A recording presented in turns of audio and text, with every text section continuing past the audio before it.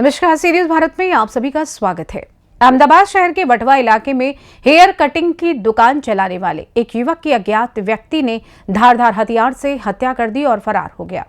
वटवा police ने कुछ ही घंटों में आरोपी को पकड़ लिया। पूरी घटना सीसीटीवी कैमरे में कैद हो गई है, जिसके आधार पर पुलिस हत्यारे की पहचान और चंद घंटों में गिरफ्तार कर लिया। वटवा में रहने वाले वसीम खलीफा भाई शेख बीबी लेक 4 रास्ता के पास कलापी हेयर स्टाइल नाम से हेयर कटिंग की दुकान है। गुरुवार शाम को जब वसीम भाई दुकान में मौजूद थे, तब आरोपी दुकान में घुस गया और वसीम भाई को कुछ समझ आने से पहले ही उस पर धारदार हथियार से हमला कर दिया। वसीम भाई लहूलुहान होकर जमीन पर गिर पड़े। इसके बाद आरोपी एक्टिवा लेकर भाग गया।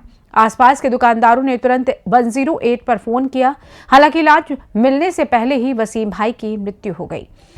इस घटना के बारे में पता चलने पर वटवा पुलिस ने कार्रवाई शुरू कर दी है और आरोपी मोहित खान पठान को गिरफ्तार कर कानूनी कार्रवाई शुरू कर दी है।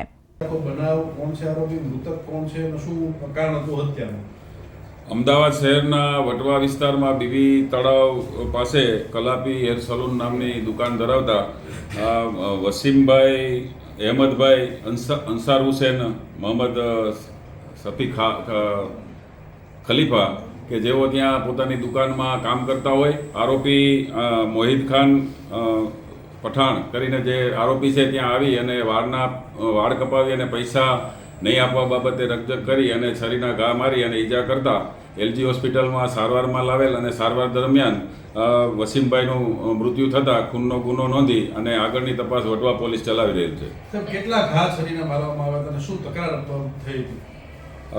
જે આરોપી છે મોહિત ખાન પઠાણ એ મૂળ લુણવા ગામ મહેસાણાનો રહેવાસી છે।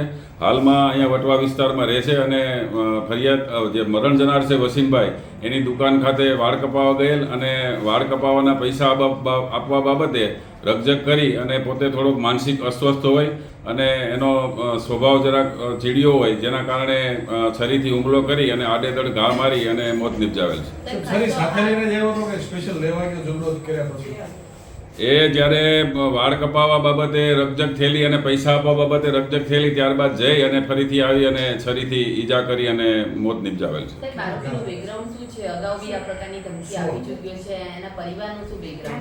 આરોપી મોહિત ખાન મુખ્તિયાર ખાન પઠાણ જે ધોરણ 10 સુધી ભણેલો છે, એના ફાધર મરણ ગયેલ છે અને મૂળ મહેસાણા જિલ્લાનો વતની છે, હાલમાં વટવા વિસ્તારમાં રહે છે અને અવારનવાર વેપારીઓ પાસે જઈ અને આ રીતે જે ફરિયાદી છે એ મરણ જનારના ભાઈ છે એમની દુકાને જઈને પણ વાળ કપાવેલા અને પૈસા નહીં આપવા અને કાચ ફોડી નાખવાની ધમકી પણ આપેલી, એ બાબતનો ફરિયાદમાં પણ ઉલ્લેખ છે।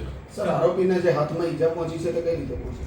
આરોપી દ્વારા જ્યારે હુમલો કરવામાં આવ્યો ત્યારે બચાવ કરવા, જ્યારે વસીમભાઈ મારફતે બચાવ કરવા જતા એ આરોપીને ઈજા થયેલ હોવાનું પ્રાથમિક દ્રષ્ટિએ જણાવ્યું છે। કુલ નાના મોટા પ્રાથમિક દ્રષ્ટિએ કેટલા ઘા છે? આશરે 10 જેટલા ઘા છે અને એમાં અમુક માઇનોર ઘા છે। બાકી જીવલેણ ઈજાઓ 5-6 જીવલેણ ઈજાઓને લીધે વસીમભાઈનું મૃત્યુ થયેલ છે। अहमदाबाद से सी न्यूज संवाददाता यज्ञेश गोस्वामी की रिपोर्ट। फिलहाल इस खास रिपोर्ट में बस इतना ही। देश दुनिया की तमाम बड़ी खबरों को जानने के लिए जुड़े रहिए सी न्यूज भारत के साथ। हर खबर आपके साथ, आपके हाथ।